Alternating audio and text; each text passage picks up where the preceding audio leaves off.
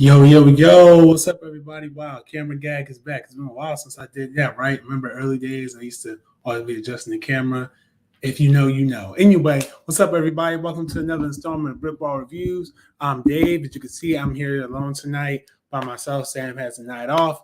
So, which is fine because the review that we're going to do tonight, as part of our Black History / Black Excellence Month, is actually a short film. So we weren't going to be here long anyway, but now, come on, this is going to be a short one tonight because this film is 15 minutes, and the film in question I'm talking about is called Erax. I think I'm saying it right, Erax or Erax, E-R-A-X. Like I said, it's a Netflix original short. And of course, like I said, if you're watching this and it's the month of February 2022, it is Black History Month, and this is part of our Black History Month reviews.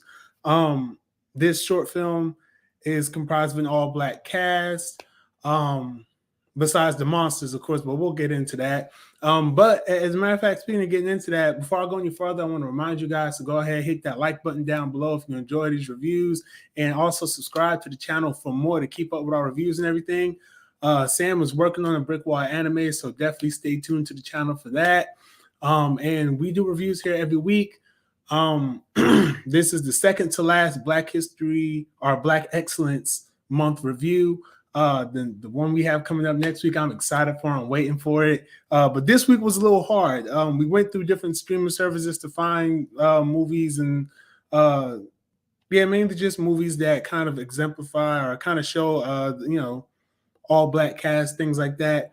The first one we did was Fat Tuesday, which is a docu-series on Prime. The second one we did I was about to say The Notebook, but it's The Photograph, romance movie now available on HBO Max, starring Lakeith Stanfield and Issa Rae. And so, like I said, this week, kind of taking it back from the longer form movies and doing a short film. Like I said, this film is called Erax. It's directed by, y'all know I'm bad with names, Hebrew Brantley. Hope I'm saying that name right. It is about monstrous creatures that leap from a magical storybook and unleash mayhem and mischief for Auntie Opal and her tween niece Nina. So the cast in here, trying to find it, because there is one recognizable name that I saw in the credits. And I'm trying to get that information up now. Y'all know how I do. I like to look things up as we go. Like I said, these are live. Okay, so the cast in this is Jasmine Cephas Jones. I know that name. Oh, I know. That's why she looked familiar. As Opal, Genesis White as Nina, Lance Gross as Cliff, who is Nina's dad, and Marcelo Tubert, which is Dr. Krillis Krause, which honestly I don't remember seeing this character in the short film at all, so that's news to me.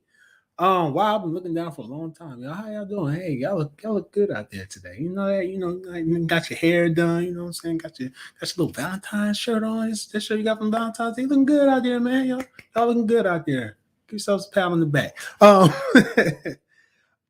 Yeah, so like I said, and I mean this is pretty self-explanatory, but like I said, the creatures come out of the book when they read them. It's like a magical book type of thing, which kind of reminded me a little bit of Goosebumps, like Goosebumps movie they did with Jack Black, where they had to get in order to stop the monsters, they had to get them back in the book. This is kind of what it is with this. It's like so Nina, her auntie Opal, who she calls auntie throughout the entire thing, she pretty much is like she looks up to her aunt. So her aunt is like always missing stuff, always late to stuff. And this time she was late to Nina's birthday party. Nina's birthday party started at 4 o'clock and she didn't get there till, I'm assuming, 9:30, almost 10 o'clock at night. Now, I probably wasn't that late, but it was probably about closer to 9:30. So she got there real late and like gives her a book that she got out of got these book mailboxes outside. Those really exist in real life, but like I don't live near one. But you put the books in there while you're driving by, drive through the little library thing or whatever. You can take books from, you can leave books in there. So anyway, she takes a book from there and she gives it to Nina as if she worked real hard to get the gift, but she didn't. And so while she starts doing Nina's hair, they read the book.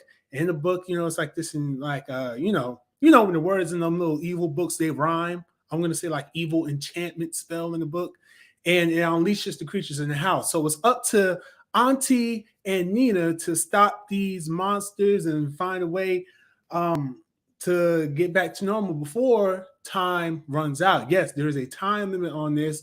I'm not going to dive too deep into that, but it does provide for a little bit of suspense, but not a lot to where you are heavily engaged to it, at least not me. So kind of just, and I'm going to use that kind of segue right into my thoughts about this. Because I mean, I pretty much just gave the entire plot. Of course, I cut out spoilery stuff, but so this is considered a horror in the genre of horror, and it's rated. I think it was rated TVMA or TV-14 or TVMA on Netflix. I wouldn't give it that high. I would probably give it the TV-14, maybe. And I think the only reason it got that is because they used the F word like one time. But it's like if you didn't, because I had the captions on when I was watching it. So if you don't have the captions on, you may not really hear it because I didn't even hear it. Like I read it and I was like, did she say that? And I had to think back, like, oh, okay, she did say that. So this is something, I say that to say this is something you can definitely watch with your family, with your kids. This is like kid horror. Like I said, like Goosebumps. I compared this to Goosebumps earlier. Something like Gremlins, especially really Gremlins because of how the creatures look. They kind of look like Gremlins. Like if you search this movie on Netflix, Erax, Erax, the first thing you'll see is the image of one of the monsters. And I thought two things, right? Because my mom told me this was a horror film. So I'm like, okay, all black horror short film. Okay, well, what could this be? When I saw the image of the monster, I was like, okay, this might be some type of like allegory for like, oh, the little monsters are like, some type of something connected to racism and segregation and something like that. That's what I thought. And when y'all see the little image of the monster, y'all gonna think the same thing I just, I pretty much just said. Like, I'm pretty sure y'all will. So then when I watched it, when I put it on as it started playing, my thoughts immediately after that were, wow, this is kind of kid-like. And then like as it kept going, I was like, wow, this is like, because at first I was kind of afraid of it being on because we were watching it and kids are back and forth between the front room and their room and everything. And I'm like, dang, if they come in here and something real scary and crazy happen, I'm gonna have to turn it off. And it's only 15 minutes long. It's like, come on, I can get through 15 minutes. And as it keeps playing, I'm like, yo, I could have told them to come sit in here and watch this. They would have had a ball watching it. Like it's funny. It does have some funny things in it. Like one of the little monsters likes this macaroni and cheese that the auntie makes. So he's like eating the macaroni. He's like, mac and cheese, good. Like stuff like that. Like it's really kiddie. And there's another part where the monster is going to get auntie and Nina, and it sees popcorn on the ground right in front of them. So it's looking at the popcorn, looking at them, looks at the popcorn, is like conflicted about what to do, and ends up, of course, eating the popcorn. Like, classic mom. Like you see that joke coming a mile away. I did not spoil anything with that.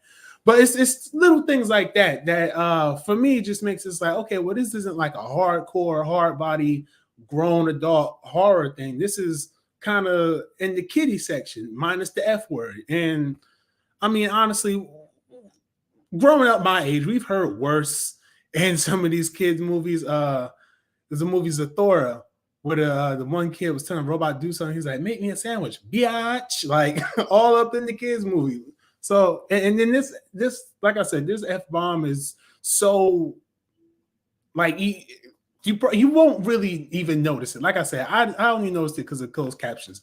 But moving away from that, yeah, as a whole, it's a fun watch. Like the performances, they're not like Oscar worthy or Annabelle Conjuring, comparison. Like where you're sitting there like, oh, you're doing such a great performance. Like it's just a basic performance, really. Like again, it's pretty much like watching. If this was a Netflix original movie, like long term, like that's what this would be. Like this is a Netflix product. And I know Netflix be putting out fire content, so let me say this is on their mid to lower tier in terms of just like production value and how it's written, how it's performed, everything. And that's no discredit to the actresses and talent involved in this, because like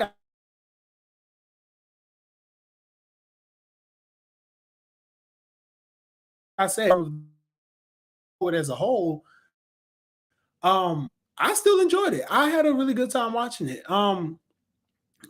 Again, black people in horror movies are always kind of funny because we have different reactions to things, and this is one of those films that kind of play with that. Like, hey, you know, I'm gonna smack this thing with the book. Or, I'm not gonna tolerate this but so much. Or if we're gonna hide here for a minute. Like, we not getting back out there fighting them things. We're gonna hide, somebody gonna come, we're gonna be good.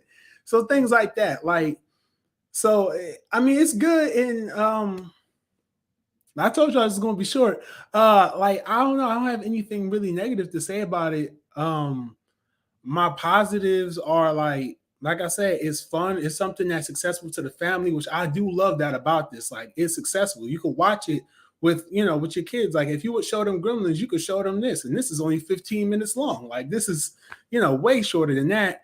Um, there's no like really big jump scares or nothing. You know, there's just nothing out of line really. And like I said, and the F bomb is just so quick and so inconsequential. Like, it doesn't even matter to the product as a whole. Um, Let me see, what was the rating that this got on here on IMDb? There's no Rotten Tomato score, but on IMDb it has a 4.0 out of 10. I mean, like I said, I guess I can see it. Like, well, not guess. I can see it because, like I said, it's more of a. You would think that it might have been something a little scarier, but it was cheesy. Like, it was a little cheesy. It was, like a short film that didn't. It wasn't out to like set boundaries or change your way of thinking or scare you in a certain way. I think it was just made just, hey, I have a fun idea. I want to do this. And Netflix was gracious enough and you know, rich enough, I guess. I don't know. Netflix was cool enough to be like, hey, we'll do whatever we can for your project. Give it distribution. So I thought that was cool. Um, this was released this year. I don't know exactly. Um, I don't know exactly what the date was. Oh wow, this was a part of a series of short films they put out too. At the time that this came out, it came out this year though. Oh, the monsters. That's one thing I have to mention before I end this review. The monsters are practical effects, which means that they're actual puppets. They're not like CGI or cartoons or nothing. Like, they're like puppets. Like, if you watch Gremlins, like, this is another way it compares to Gremlins. Gremlins had the practical effects, which they had like real props there for the actors to interact with. So that's what they had here. And at the end of it, they do like a little gag reel with the puppets, and it's funny. It's funny. Like, it's a really sweet film, short film, not too scary, entertaining enough. I know when we were watching, I heard Sam over there having a good time watching it, kind of laughing at a few parts, rooting and cheering on the main character, Auntie. Like, yeah, that's right. Okay, yeah, I'd have done that. You know what I'm saying? She over there. It's a fun watch. So I definitely recommend it. What would I give it? I give it a. I have to agree with IMDb. Only this is my score goes from 1 to 5 instead of 1 to 10. But I'm gonna stick with the same rate. I'm gonna give it a 4. I'm gonna give it a 4. It was enjoyable. It was enjoyable enough to sit there and have a good time with. It's nice and short, not too long, 15 minutes. And that's counting credits, so it's probably not even really actually 15 minutes. It's available on Netflix, Erax, ERAX. You're gonna see that creepy picture, and you're gonna, like I said, you're gonna think of something Jordan Peele done did, but nah, it's something that's way on the lesser scale, but still enjoyable.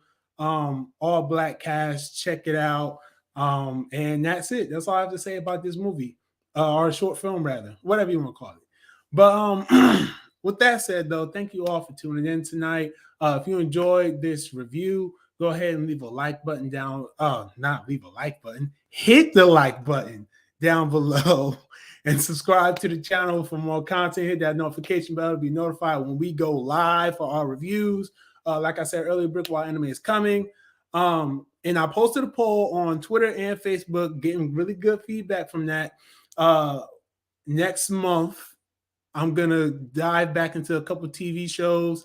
And two of them just ended, Peacemaker and Boba Fett. So I'm gonna give my thoughts on either Peacemaker, Boba Fett, or the first few episodes of the new Bel Air. Just the first one, just the ones that are free though, like the episodes that are free, because I'm not paying for Peacock. I make that clear right now. But yeah, other than that though, join us next week for our final Black History / Black Excellence Month review. Trust me, I've been waiting for this one for a long time, so I hope you guys enjoy what I got cooked up for that.